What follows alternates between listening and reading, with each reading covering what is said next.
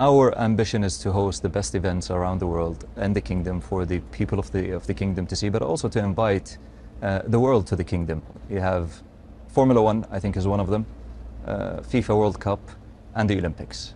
These are the highest events that any nation would love to host within their countries. Do you want to be the sort of #1 sporting superpower in the world? I don't see it that we're competing with others. Okay. I see it that we're playing our role to develop sports within the world and to be part of the international community. I'm sure that hopefully by the 2034 people will have an extraordinary World Cup that they remember. Is your expectation, Your Highness, that it would be staged now in winter? I don't know yet, to be honest. Definitely we are studying both options to see what is the best option to host the World Cup. You're saying it's possible you could host it in summer. You haven't ruled that out? No, we're actually studying that. You're studying that? Yes. How could you do that when the temperature is so... Hopefully we'll find out. Definitely we will work to make sure that it's the best World Cup to ever be hosted in any country.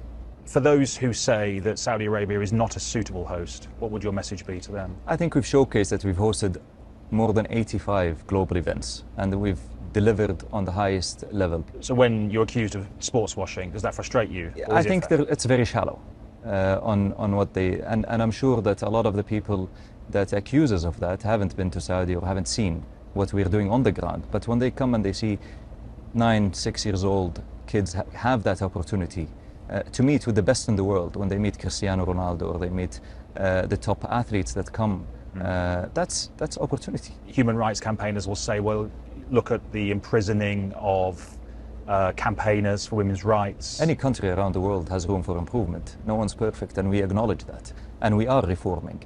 And these events help us reform. Women's participation in sport has increased by 50% compared to the population.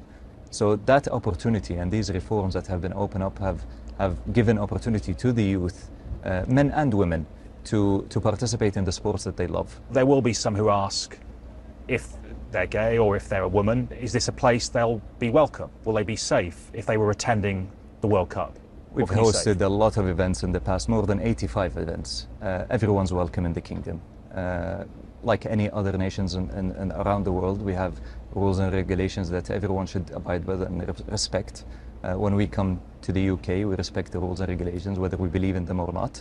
During the Qatar World Cup build-up, there was a lot of controversy around the treatment of migrant workers because of the amount of building work required in such a short space of time. Is that a problem that could be repeated with a World Cup here? I assure you it's not going to be repeated.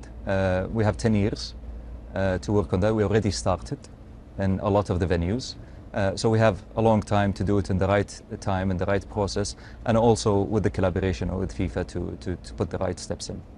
There's been a lot of debate around the bidding process that led you to becoming the sole bidder for 34. We've been studying it for a long time, and when we saw the opportunity come in, we submitted a bid because we were ready. What we should look at is what benefits the sport of football.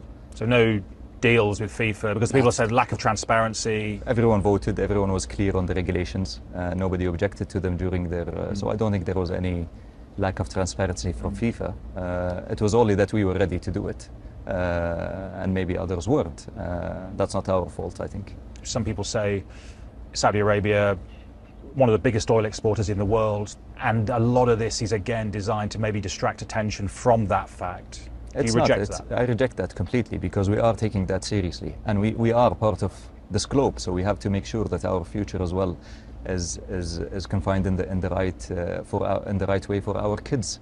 How confident are you that the environmental cost of staging such an event in this country is worth the benefits? It's a mandate on us in the 2030 vision to make sure that we abide by the international regulations, that we abide by the international requirements, to make sure that we play our role to make sure that it's eco-friendly.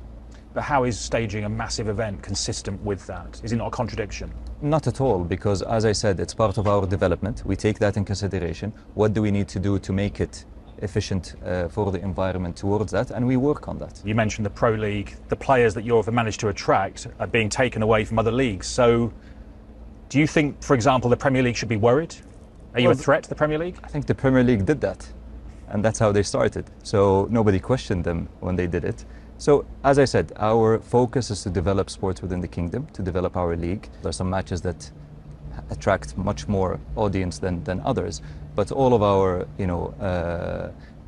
big matches, I would say, have attracted record numbers so far in terms of viewership, in terms of attendance in the stadiums. When we thought about this and we planned to develop the league, we never thought that we'd do it at such pace. But to see that is actually refreshing, and it actually showcases the importance of the